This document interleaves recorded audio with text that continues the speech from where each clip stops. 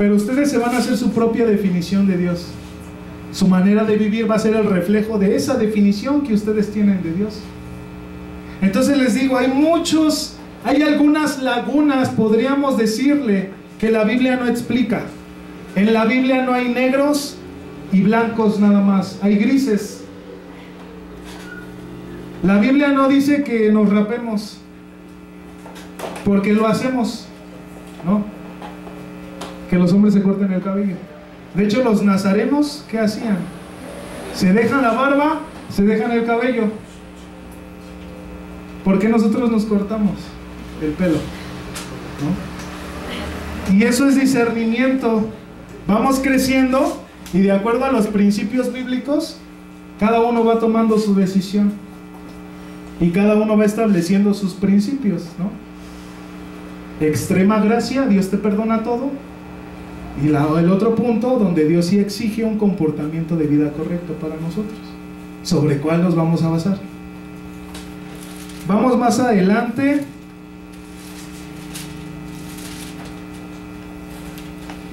Les voy a hacer la última pregunta difícil para ustedes en este momento.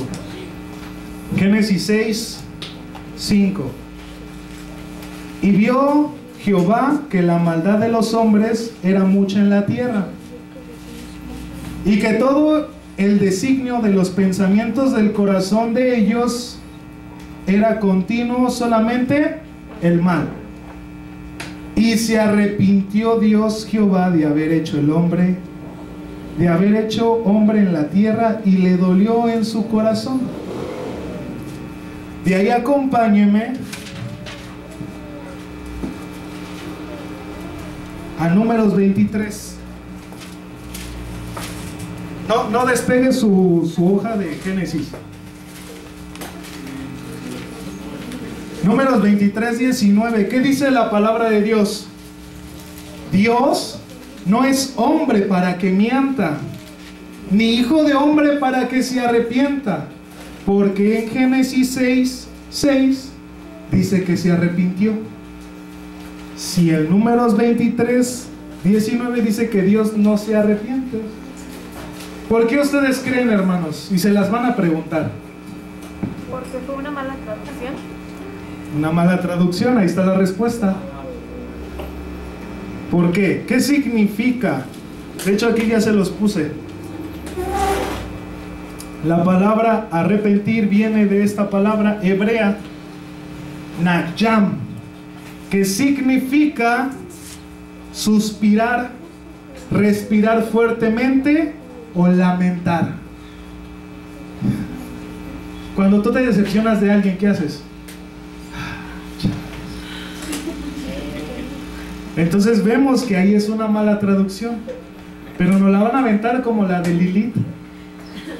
Oyes, aquí dice, pero acá dice que se arrepintió. ¿Por qué? Es una mala traducción.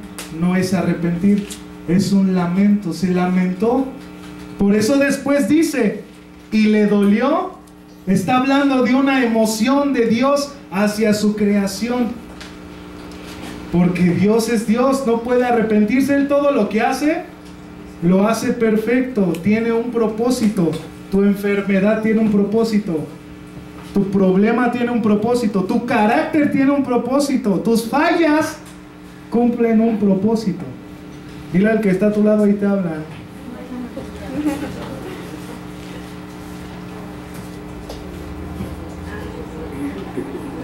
Noé y su familia bajan del arca en el capítulo 8:15, del 9 al 29.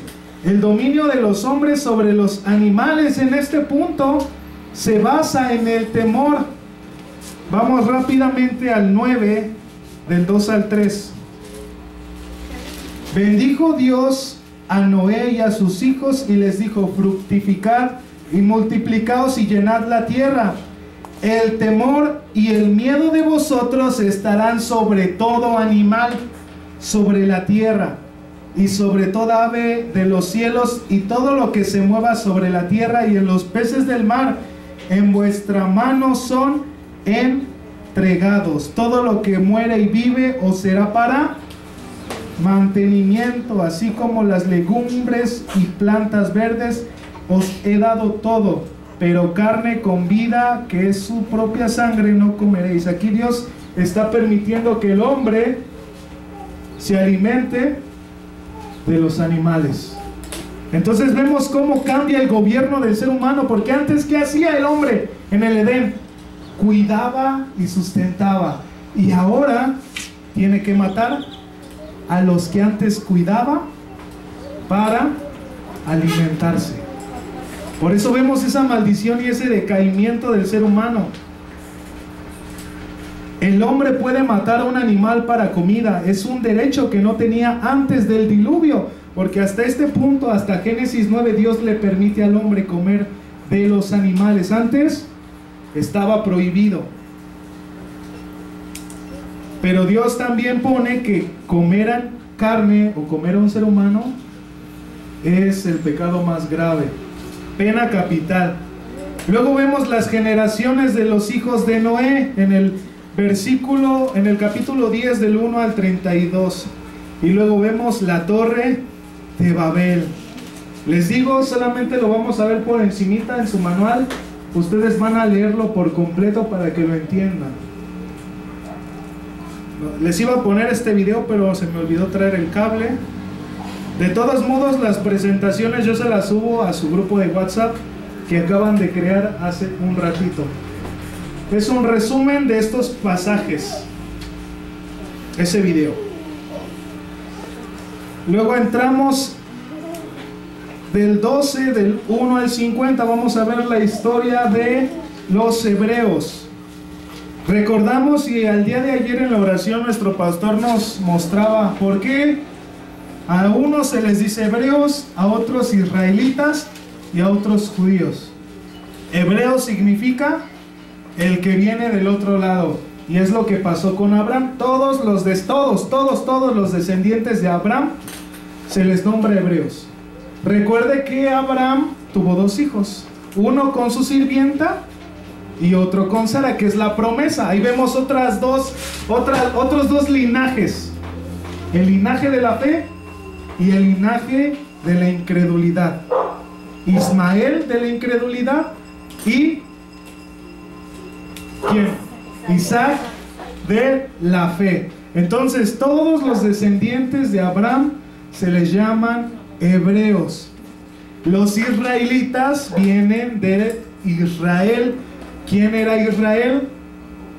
Fue Jacob, que Dios le cambió el nombre. El nombre Israel significa el que lucha con Dios. Entonces vemos que los israelitas son todos los descendientes de Jacob. Los judíos, o la palabra judío significa proveniente del reino de Judá. En el libro de Primera de Reyes 12 se divide el reino en Israel y Judá.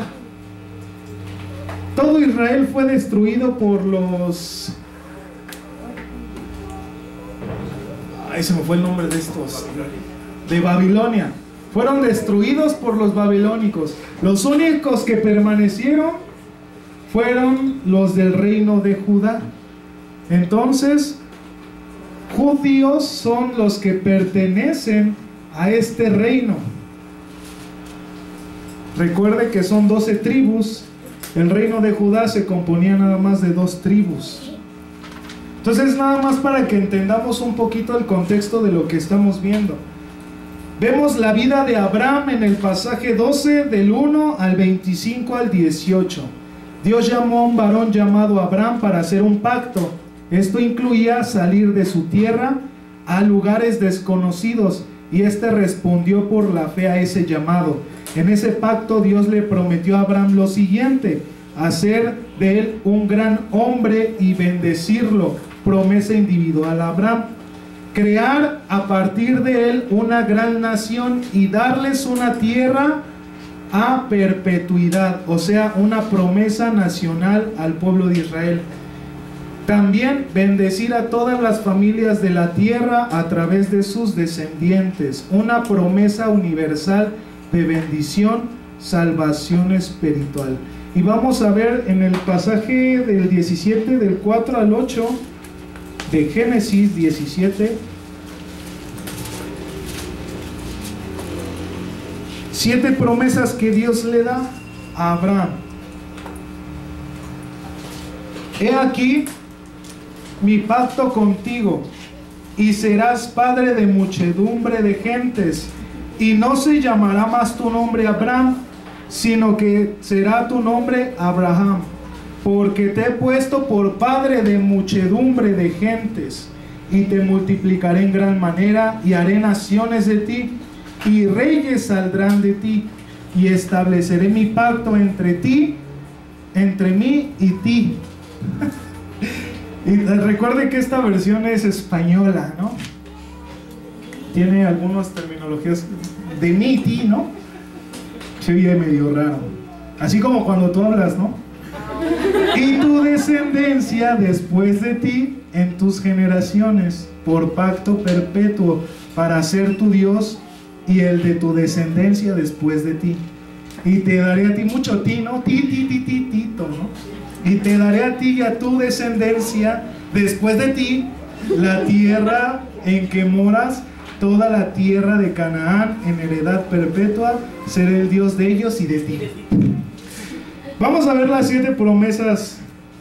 Abraham será el padre de una multitud de naciones. Su nombre es cambiado de Abraham, que significa padre exaltado, a Abraham, que significa padre de multitudes. El Señor lo hará muy fructífero. Naciones independientes con sus reyes vendrán de él. Jehová establece su pacto con él y su descendencia. Jehová será su Dios. Jehová les dará las tierras de sus peregrinaciones. Entonces vemos aquí 7 promesas en estos versículos. La muerte de Abraham. Abraham murió de 175 años de edad. Te parecen muchos, ¿no? 175, la mayoría hoy actualmente duran como 105 años máximo, ¿no? Pero no son tantos como antes del diluvio y algunos después. Antes la gente, como decía el hermano Edgar, era eterna, 500 años, imagínense. Se casaban a los 300 años y uno a los 25, ya se le está yendo el tren. Ya nos estamos muriendo. Y ahorita vamos a ver más adelante que Isaac se casó a los 60. A los 40 se casó y tuvo a su primer hijo a los 60. Y uno se está desesperando, dirían por ahí a los jóvenes, ¿no? Papito, ten misericordia. Pero así somos, nos aferramos a la vida. La vida de Isaac y su familia, del 25:19 al 28:33. Isaac nació cuando su padre Abraham tenía 100 años y su mamá Sara 90 años de edad. Por eso dice la Biblia que Abraham estaba como muerto, ¿no? Ustedes entenderán, no levantaba. Él tenía 25 años de edad. ¿Quién? Isaac, cuando fue llevado por Abraham al monte Moriah. ¿Y cómo nos lo enseñaron? Un morrito que va a ser sacrificado. Pero la Biblia nos dice que tenía, o sea, soy yo, mi edad, 25 años de edad, o sea, ya un barbón con pelos en todos lados. Porque ¿qué nos enseñaron? ¿No? ¿Y cómo nos enseñan a Isaac? Un bebecito, ¿no? Pero era una persona de 25 años de edad. Cuando tenía 37 años murió su madre. A los 40 se casó con Rebeca. Lo que no te desesperen, chavos. No te desesperes, Darby. Siguió 20 años sin hijos. Oró por su mujer y Dios le concebió hijos. O sea, 60 años tuvo a Jacob y Esaú. Las generaciones de Isaac del 25:19 al 35:29. Isaac tenía 60 años cuando nacieron sus 2 hijos. Respondiendo a la oración de Isaac, Dios le permitió a Rebeca concebir gemelos y le revela a ella la soberana y divina elección de dos pueblos que serán divididos, es decir, incompatibles. Son opuestos totalmente. En el capítulo 25, del 27 al 34, nos habla de la primogenitura. ¿Qué es la primogenitura? El derecho a encabezar la familia. Una doble porción de bienes. Esaú vendió su primogenitura, ¿por qué? Por las benditas y asquerosas lentejas. A mí no me gustan. Las detesto con toda mi alma. Así como al pecado, las lentejas no las puedo ver. Si me invita una vez a su casa, hermano, y me da lentejas, con todo mi amor y pasión le diré: Dios le bendiga, hermano, me retiro de su casa. Es bíblico.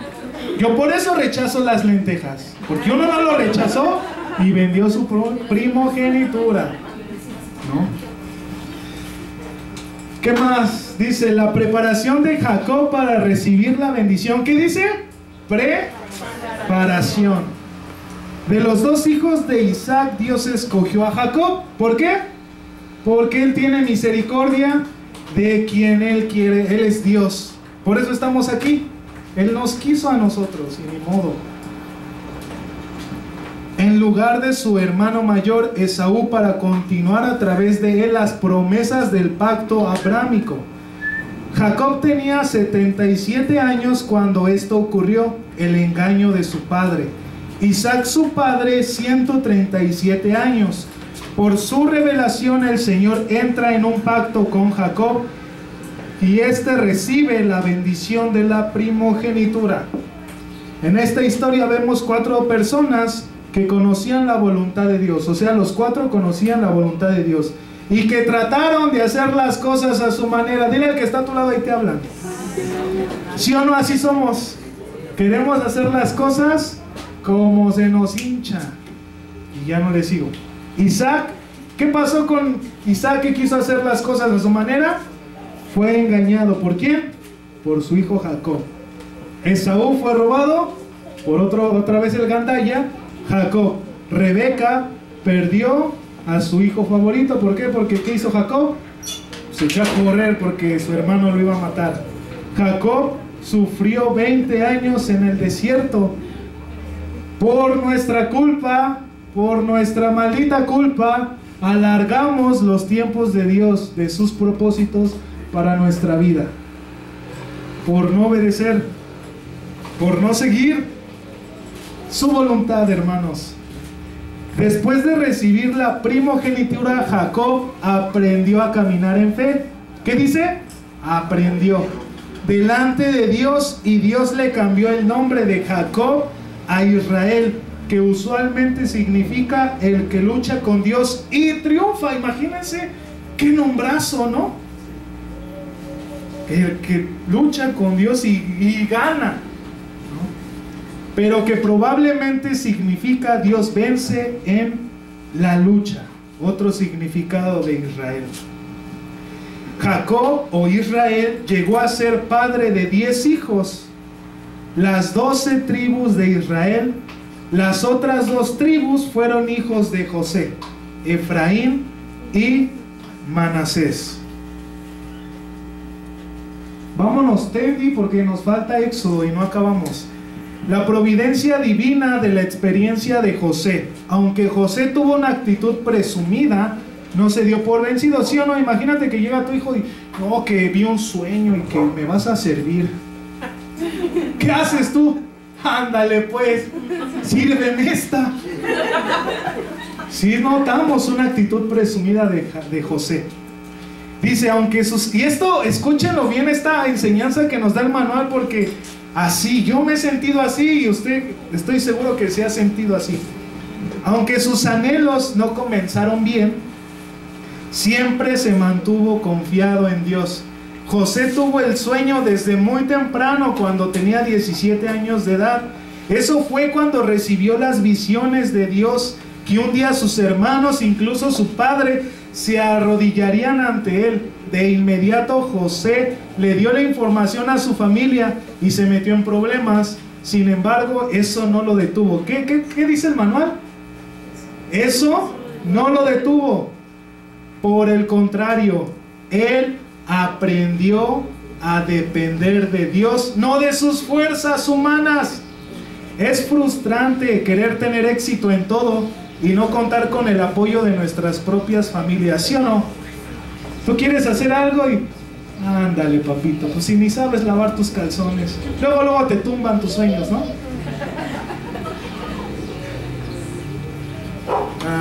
Ya me perdí. Francamente, José no logró obtener ningún apoyo de nadie en su familia. Hasta lo vendieron, ¿no? Él tuvo una vida de sorpresas porque las cosas no salieron como él había planeado.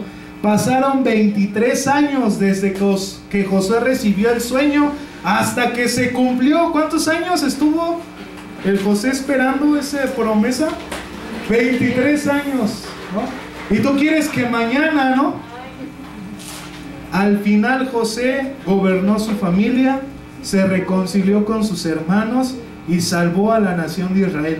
Y aunque José sufrió el cautiverio en Egipto, no obstante Dios lo hizo prosperar y soberanamente lo usó como instrumento para librar de la muerte a la familia de Jacob o la nación hebrea. Cuando sobrevino una terrible hambruna en el mundo, Jacob y toda su familia, 70 personas, se trasladaron a Egipto con José.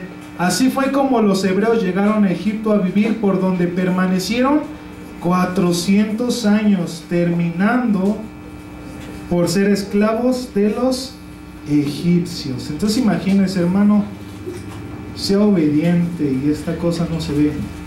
Bueno, estas son como el resumen de todo lo que hemos visto.